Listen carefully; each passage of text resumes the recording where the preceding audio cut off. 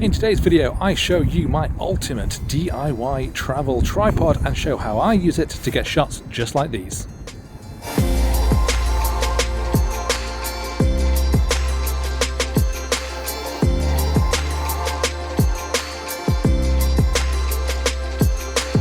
Okay, so I'll cut to the chase. It's this. And as you can see, it's technically not a tripod at all because it doesn't have any legs. What it is a travel-sized ball head on a clamp. Pretty basic stuff, but I genuinely think it's pretty clever. So let me explain exactly how it works. It's pretty straightforward, really. You find your scene that you'd need a tripod for. Usually that'll be for something long exposure where that stability is crucial. Scene found, you then find a sturdy thing nearby, maybe a fence or a railing or a bench or a bin, and clamp it on. Then you pop your camera in and frame up as normal. So let's take this great scene here as an example. We've got this gorgeous view looking down, we've got cloud motion, we've got water motion, but instead I've just attached my camera onto this fence. It is nice and solid, and this bracket is nice and solid too. As a result, I can frame up my shot.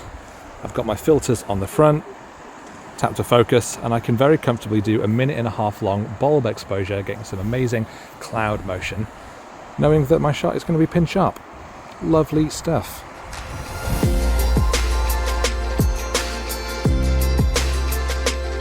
And it was much the same process here. Get my shot lined up, make sure it's clamped down tightly on this sturdy iron railing, and take the shot. Even in the strong wind, it's come out pretty sharp.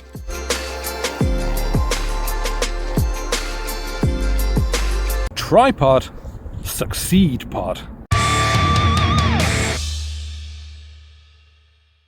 The problem is that even the most compact travel tripods can still be fairly bulky, and you'll probably end up having to strap it to the outside of your camera bag.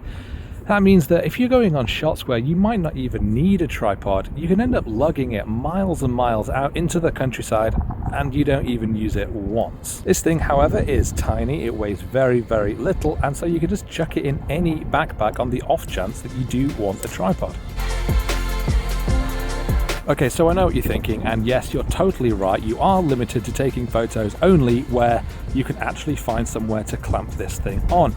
And yes, that is a big limitation. But I've already found loads of places to clamp this thing on when I've been out and about shooting, and I can really imagine when travel opens up again, being in some like beautiful Italian town, wandering around at night, and you wouldn't have wanted to carry a full-size tripod with you all day, but you've just got this little thing in your bag ready to go, so you can attach it onto a bench or a bit of fence or whatever it is you find, and try and get a really nice nighttime shot with it. Admittedly, shots from the tops of mountains, probably you're not going to find that many places to attach it, but certainly anyone who's into like nighttime photography in cities, in towns, maybe even in forests, you can attach it onto tree branches. I really think there is so much opportunity to use something like this.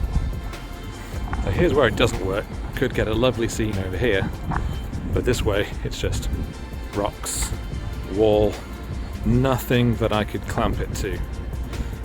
I do quite like this composition here. I like this line of flowers around here. I mean, I know the lighting's terrible, let's ignore that for now, but I want to kind of bring this line up a little bit and fill in some of this dead space around here.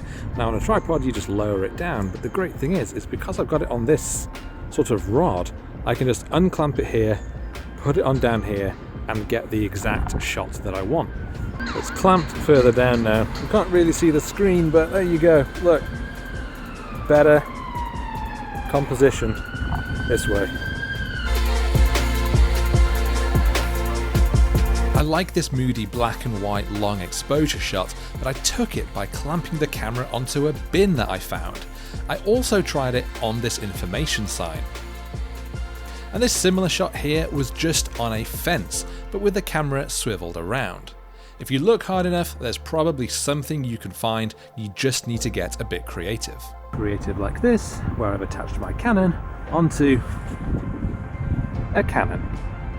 So there's no question then that this is not going to actually replace your proper travel tripod, but if you do have a decent travel tripod, it makes this even more affordable, as you can just whip off the head from your existing thing and just attach it to this small clamp. Now this clamp alone was only about £12 on Amazon, so that is a very, very affordable little setup. And if you don't have a travel tripod head, you can pick these up for, starting from about £20. Not this one, this one's made by Git, so this one is incredibly expensive, but you can get some very affordable options that certainly, if you've got lighter weight cameras like Sony mirrorless, then you don't need them to hold as much weight.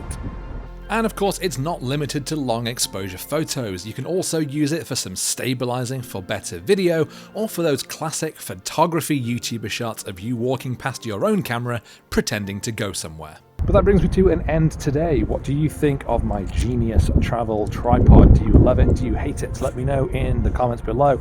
Make sure to like and subscribe if you haven't already, and I will see you next time.